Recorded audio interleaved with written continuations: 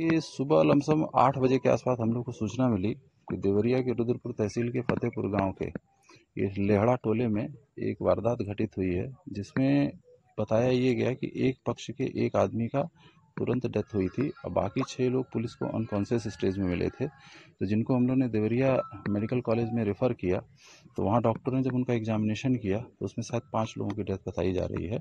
और मैटर जो ये बताया जा रहा है शायद एक पुरानी रंजिश को लेके है। तो एक पुराना ज़मीनी विवाद था जिसमें सत्यप्रकाश दुबे के भाई थे साधु दुबे, उन्होंने अपने हिस्से की पूरी ज़मीन जो है प्रेम यादव जी को बेची थी और प्रेम यादव जी उस ज़मीन पर काबिज थे, जिसका मैटर लमसम आज से 7-8 साल पहले शॉर्ट आउट हो चुका था। और चूंकि इसमें अटैक पर डेथ हुई है, बाद में एक रिटेलिएशन हुआ, उस रिटेलिएशन में बाकी घटना बताई जा रही है। अभी एग्जैक्ट कुछ भी कह पाना थोड़ा सा मुश्किल है, हम लोग उसकी जांच पड़ताल कर रहे हैं और जैसे ही हम लोग को फर्दर इन्फॉर्मेशन मिलेगी हम आप लोग को सूचित करेंगे। गिरफ्तारी वगैरह भी हुई है? अभी हम लोगों ने एक पक्ष से एक गिरफ्तारी की है और बाकी के लिए हम लोग प्रयासरत हैं।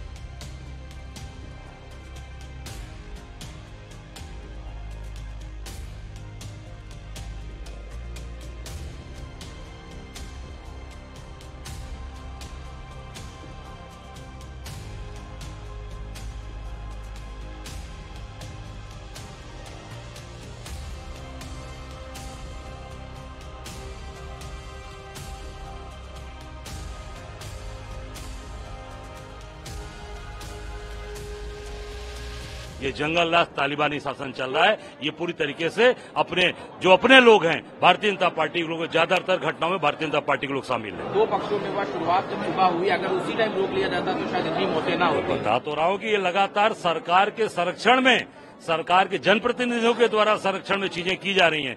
मंत्री के घर में हत्या होती है, अभी तक उनके बेटे पर कार्रवाई हुई, हमें जानना चाहते हैं। और विधायक के घर में हत्या होती है, उसको आत्महत्या दिखाई जाती है। भाजपा के नेता के द्वारा घनश्याम तिवारी की हत्या ड्रिलर मशीन से होती है, उस पर कार्रवाई नहीं हुई। तो उसी का नतीजा है कि कौसाम्बी में 3 हत्याएं हुई। आज देवरिया के अंदर जमीन विवाद, अगर इसको रोक दिया जाता, सरकार चेत जाती। सरकार पूरी तरह से विफल है।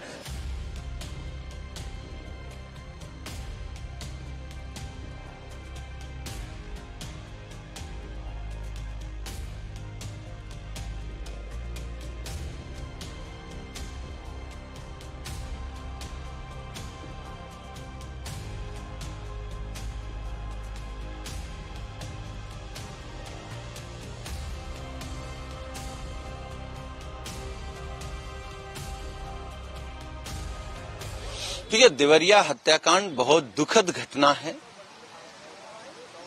और जो हम लोगों को जानकारी है कि इस जमीनी विवाद की जानकारी देवरिया की स्थानीय पुलिस को पहले से थी। अगर पुलिस को पहले से विवाद की जानकारी थी तो पुलिस ने क्या किया? ऐसी स्थिति क्यों बनी? पहले एक पक्ष में हत्या हो जाती है, फिर वो पक्ष दूसरे पक्ष की हत्या कर देता है। तो कहीं न कहीं देवरिया के इस हत्याकांड ने उत्तर प्रदेश की कानून व्यवस्था की सच्चाई देश के सामने रख दी है। उत्तर प्रदेश में कानून नाम की कोई चीज नहीं है, जंगल राज है। कोई किसी की जमीन कब्जा कर सकता है, कोई किसी की हत्या कर सकता है। उत्तर प्रदेश में एक भी थाना और एक भी तहसील ऐसी नहीं है जहां बिना पैसे लिए किसी फरियादी की बात सुनी जा रही हो। पूरा सरकारी तंत्र, पूरा सरकारी महकमा और खुद सरकार भ्रष्टाचार में डूबी है। बिना पैसे के किसी का कोई काम नहीं हो रहा है। देखिए, संजीव बालियान जी भारतीय जनता पार्टी के मूल मंत्र पर काम कर रहे हैं और बीजेपी का मूल मंत्र क्या है? नफरत, बंटवारा। जब महंगाई पर बात नहीं कर पा रही है बीजेपी, बेरोजगारी पर बात नहीं कर पा रही है, किसान की मुद्दे पर बात नहीं कर पा रही है, तब उन्होंने ये तय किया कि हम नफरत फैलाएंगे, बंटवारे की बात करेंगे।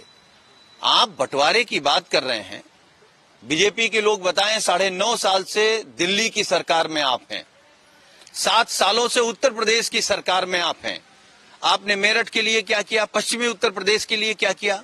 पश्चिमी उत्तर प्रदेश के किसानों के लिए क्या किया? सिर्फ किसानों को आप दंगाई कहेंगे, आतंकवादी कहेंगे, नक्सलवादी कहेंगे, उन पर लाठियां चलवाएंगे और उसके बाद जब जनता के बीच जाएंगे, जब कोई जवाब नहीं है तो बंटवारे की बात करेंगे। ये भारतीय जनता पार्टी का मूल मंत्र है, नफरत और बंटवारा।